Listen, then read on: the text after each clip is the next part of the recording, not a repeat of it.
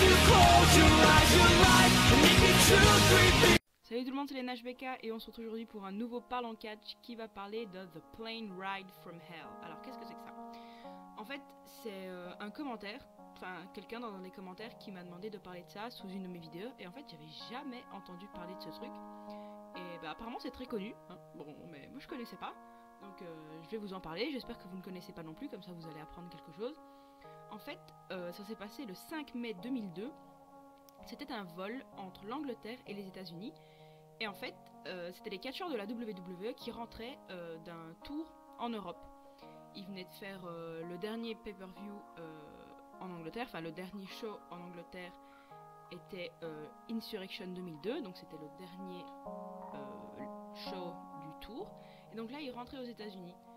Et en fait, ça s'appelle comme ça, donc The Plane Ride from Hell, donc le vol de l'enfer, carrément. Parce qu'il s'est passé plein de trucs qui auraient pas vraiment dû se passer. Donc, ça implique beaucoup de catcheurs, donc je vais vous en parler. Et il y a eu quand même de lourdes conséquences. Alors, en fait, apparemment, il y a eu plein de catcheurs qui étaient complètement sous.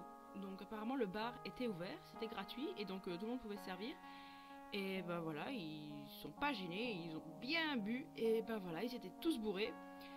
Et du coup, ça n'a pas fait bon ménage. Alors déjà, il y a Michael Hayes et JBL qui se sont battus. Alors en fait, apparemment, JBL avait enfin pas une cicatrice, mais il avait une plaie sur le front qui était quand même qui était récente. Et en fait, apparemment, Michael Hayes l'a frappé sur le front et ça a ressaigné. Et du coup, JBL s'est énervé et il a frappé de nouveau. Sauf qu'apparemment, Michael Hayes était tellement bourré que genre après, il était inconscient. Donc bon, voilà, c'est juste une petite bagarre, on va dire. Et après, X-Pac a coupé la queue de cheval de Michael Hayes pour se venger. Voilà, pendant qu'il était dans les vapes. Écoutez, oui, et apparemment il y a tout le monde qui l'a acclamé après qu'il ait fait ça. Alors ensuite, Brock Lesnar et Mr. Perfect se sont battus. Et parce que apparemment il y a Mr. Perfect qui a dit que c'était le meilleur lutteur, parce que vous voyez, les deux ont fait de la lutte universitaire. Et du coup, Mr. Perfect disait que c'était lui le meilleur. Du coup, Brock Lesnar, il voulait quand même prouver que c'était pas vrai. Et ils se sont battus. Et apparemment, pendant qu'ils se battaient, ils ont tapé contre la porte, contre la sortie d'urgence. Et du coup, c'était méga dangereux parce que ça aurait pu se casser et tout le monde serait mort, quoi. Du coup, c'était dangereux. Et en plus, apparemment, Ric Flair, qui était aussi complètement sous, il s'est complètement dénudé. Et ça n'a pas plu aux gens, voilà, qui étaient là et qui le voyaient nu et qui lançaient des wouh wouh. Voilà, bref. Puis il y a aussi Razor Ramon ou Scott Hall, enfin selon comment vous voulez l'appeler, qui s'était mal comporté. Donc apparemment il était aussi complètement bourré. En plus apparemment il avait pris aussi des drogues et tout machin.